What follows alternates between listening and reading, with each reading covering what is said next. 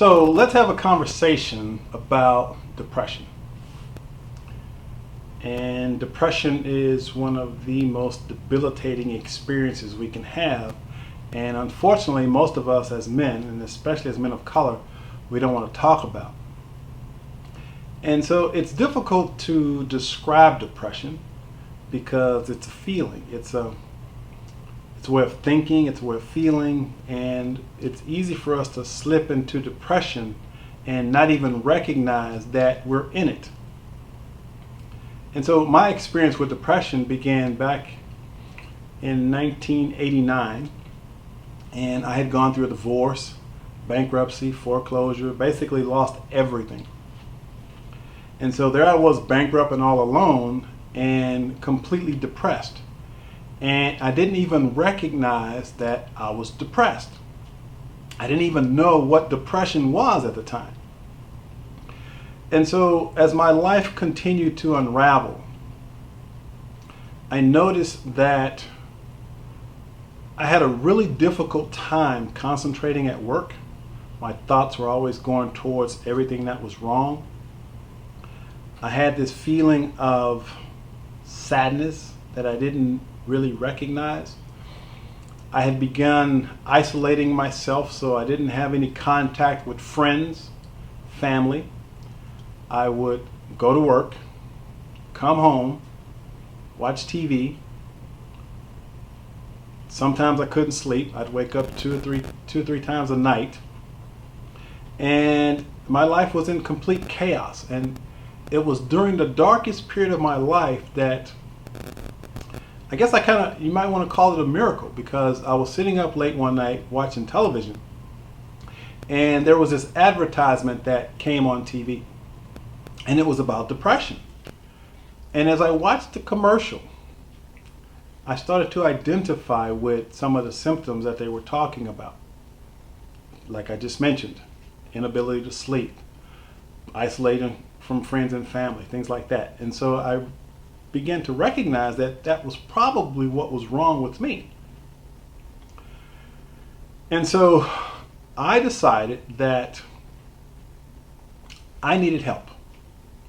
And it was the most difficult thing I'd ever done, because there was a part of me that felt like a complete failure. And I didn't want anybody to know that my life was in such chaos, because I had put on this image of having everything for so long and putting up this facade of Michael's got it all together.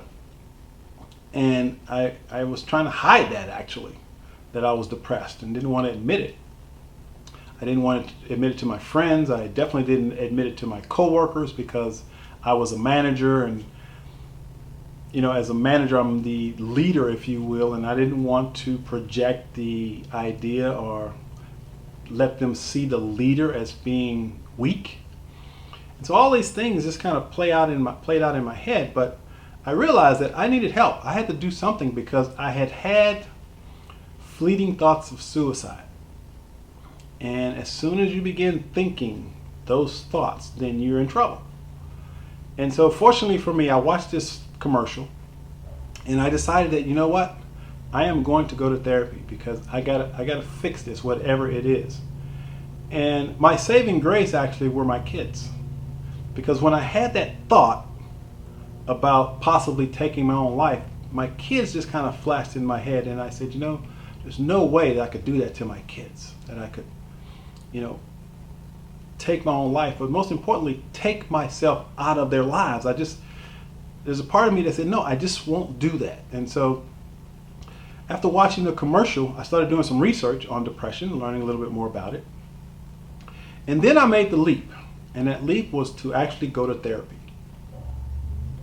And therapy was a unique experience, because the first time I went to a therapist's office, and I walk in, and I'm looking around the office, and there were some pamphlets and some brochures, and so I grabbed one of the brochures about depression, and this lady walked out, and she asked me if I needed some help, and I said, no, I'm just looking around. And the fact is, I was terrified.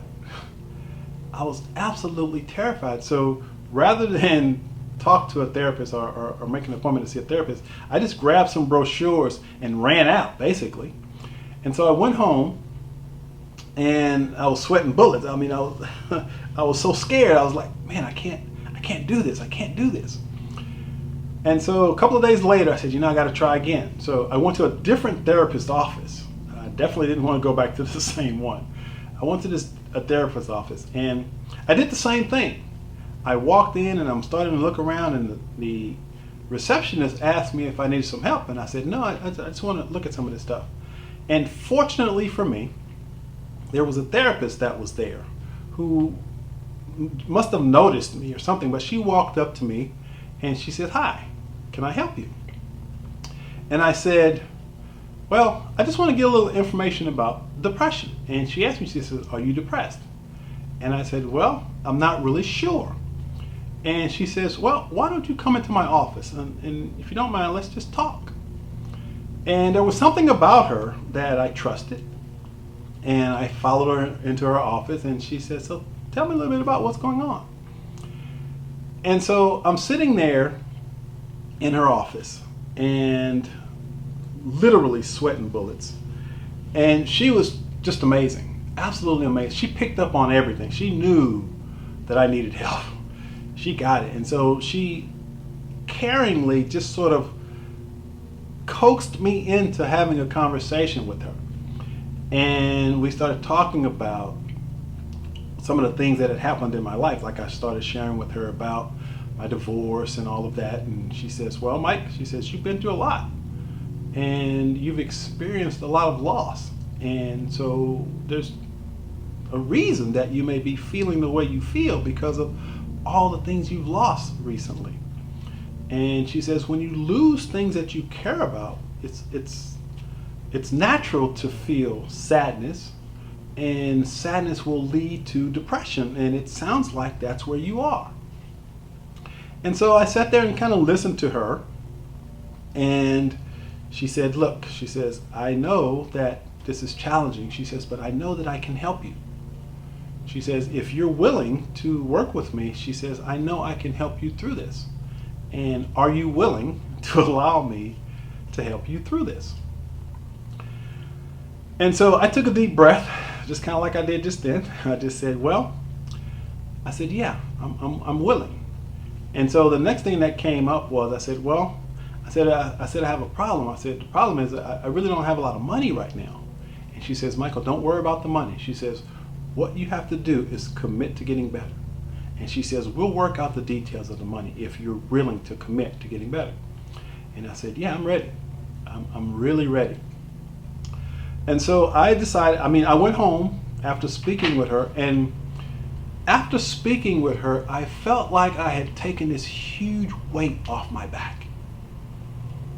And my depression sort of lifted because all of a sudden I felt a sense of optimism that I was going to get better. There was a part of me that intuitively knew that I had taken a really important step, and I trusted her that she could help me. And so I decided to go back, and actually I was going once a week, so I went back the following week. And so I'm sitting in her office, and we're just talking about different things. And she said, Michael, she says, tell me a little bit about your childhood. And so I'm sitting there and I'm sharing some of the things that had happened in my childhood. And I had a really traumatic childhood, which I was in complete denial about at the time. And so I'm sharing all these things with her, some of the traumatic things that I went through. And during that time, I had this huge smile on my face. And she said, Michael, why are you smiling? She said, those things that you just shared with me, she says, they're terrible. They're horrible. I feel sad just listening to you. And my response was, well, I'm okay. And that's what denial does to you. When you're denying the hurt and the pain, we create these masks. And the mask that I wore for a very long time was, I'm okay. Everything's all right. And I hid behind that mask for many, many years. Well, as I was sitting there talking to her, sharing that information with her, and she asked me why was I smiling, Well, again, that was my defense mechanism. That's how I didn't allow, or shall I say, kept myself from feeling the hurt, the pain that was inside of me. And so as we're sitting there, and she's sitting there, and she was actually crying as I was sharing this story, the story of some of the things that I went through. And then she did something that changed everything for me. She looked at me and she said this. She said, "Michael, how would you feel if those same things happened to your son?" And when she said that, there's something in my mind that got me out of my head and into my heart, and I felt the sadness that I had been repressing for a very long time. And I thought about my son, and if something like that were to happen to him, it would literally break my heart. And I sat there, and when she said that and I started thinking about my son, I allowed myself to feel years of repressed pain. And all of a sudden I began to cry. And I felt hurt at a level that I had not felt in a very, very long time. And the flood of emotion that came through me, all the sadness, all the pain, just sort of poured out of me. And I allowed myself to feel it for just a couple of seconds. And then, in order not to feel that pain, I went into my head and I said, "What did you just do? How did you do that?" And the therapist said, "Michael, you have lots of unresolved emotional hurt that you need to release. And you can't figure this out. You've got to allow yourself to feel. The only way to heal it is to feel it. And so if you will commit to coming, I can help you heal that hurt that you've been carrying around for most of your life." And so I'm sitting there and I was completely confused, because my way of dealing with things was to think through it all. And in that moment, I couldn't think through the feeling, the hurt that I was feeling. And so I committed to continuing this process. And so I went back and we started working on healing a lot of the emotional trauma that I had went through as a kid. And this went on for several sessions. And I finally got to a place where I was able to let go of and heal that hurt from my childhood. And that hurt I had carried all of my life. And it was one of the reasons why all of my relationships didn't work. It was a reason that my marriage fell apart, because I had so much unresolved emotional baggage that it didn't allow me to connect with others. And that was the source of my depression. And so the good news is I committed to dealing with and addressing the emotional trauma that I went through, and I was able to heal that and move past it. And in doing so, it lifted my depression. It helped me get in touch with the real me. And I learned how to stop pretending and to be honest and open with myself and with others. And it's been an amazing journey. And so depression isn't a sign of weakness. Depression is simply a sign that you've been trying to be too strong for too long.